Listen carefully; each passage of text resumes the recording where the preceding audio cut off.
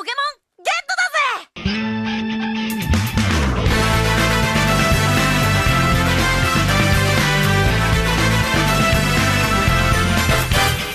Hey guys, on April 22nd, Pokemon for the Nintendo DS is finally coming out.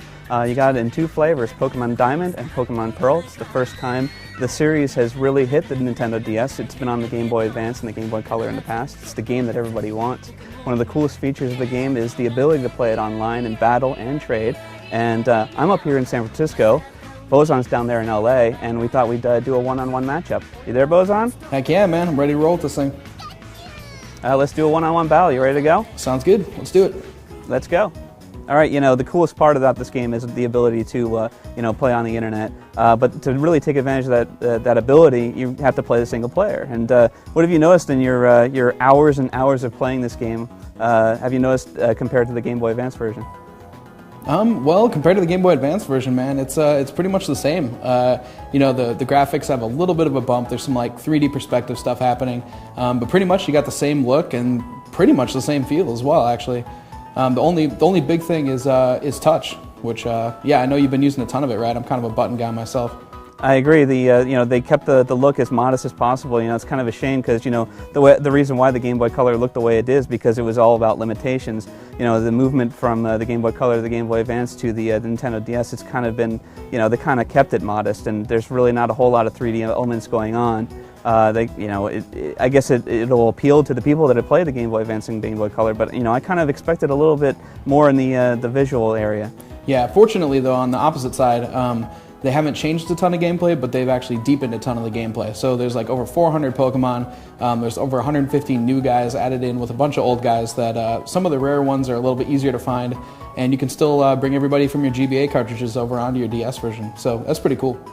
Yeah, but the problem with the part about connecting the GBA to the Nintendo DS is you have to finish the game to actually bring your Pokemon in. So if you actually did play any of the Game Boy Advance versions, you need to play through at least 40 hours before you can have that ability. Right. Yeah, it's kind of annoying. I caught a Magikarp, and I like to get a Gyarados, and I've got one on Ruby already, but it doesn't help me any since I've got to beat the game first. So I just decided to re-raise one. I'll be battling with it today, and it's already level 20, but it is kind of annoying to retrain guys you're going to be bringing over later. So for the Nintendo DS version, there's a whole new storyline with a whole new team. There's Team Galactic now, who's doing something evil in the whole game world, but it's pretty much the same, level progression as the Game Boy Advance version. You agree? Yeah. I mean, it's pretty much Team Rocket still, and as long as as far as the same lines, like you get the old rod, you get the bicycle, you pretty much get them from guys that look exactly how they looked before. But I am noticing that for whatever reason, it's a little easier to level up younger Pokemon. Like they do a lot of things, like the experience share is back. You can put two people in the little Pokemon daycare. So that seems a little bit easier, but yeah, as far as like adding to what was originally there, it's still pretty much the same. You got the same items, the same abilities, and a ton of new technical machines that they've added into the game, but the core is still pretty much the same. Obviously, the idea of the game is to level up Pokemon, so your complaints about the game is pretty much part of the gameplay, where I want to get in and start leveling up my Pokemon. I want to have the ability to do that as quickly as possible. Early in the game, it's really it takes a long time to do that, but once you get further into the game, you can do it a lot easier, and that becomes important when you finish the game and you don't have much to do other than level up Pokemon. So I want to be able to do that. One thing I do wish we had a little bit more of, though, in the single-player version is a little bit more variety, at least in the opening hours, of what Pokemon you're seeing. Kind of like in the Ruby and Sapphire when you kept seeing Zigzagoon. This time you're seeing a ton of Geodude and a ton of Zubat, and it is kind of annoying to see the same guys, but there are more than 400 in there, so they're going to keep adding species in the day and night system as the game progresses. From where I'm at right now, though, a lot of the same guys over and over again, so kind of had to deal with that. Yeah, the ability. There are a lot of DS. You can't ignore the fact that there is that system clock feature where when you are playing at night, it will be night in the game. Same thing during the day.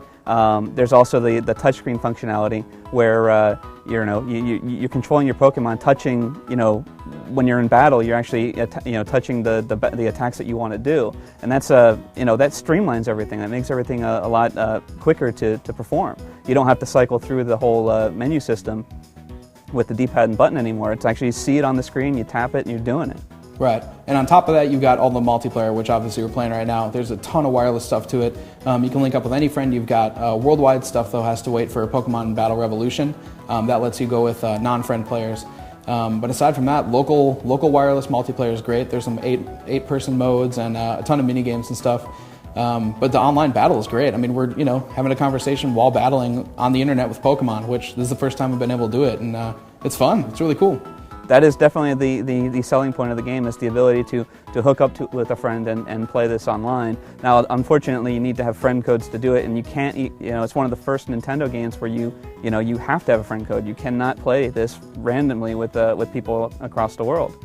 But then again, this is like one of the first games you can actually chat online in real time during gameplay, and it actually sounds pretty good. Why don't we listen to what the sound sample looks like?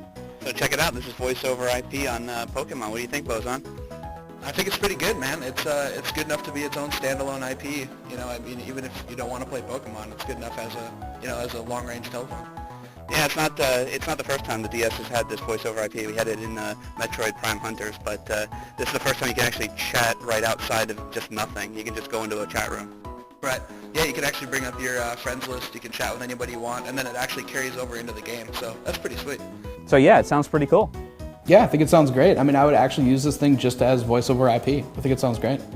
So what do you think the big deal about Pokemon is? Why do you think people are clamoring for the RPG experience?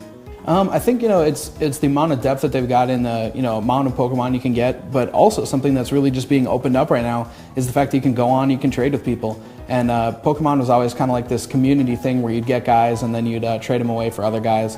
And you can always see who originally started training the characters.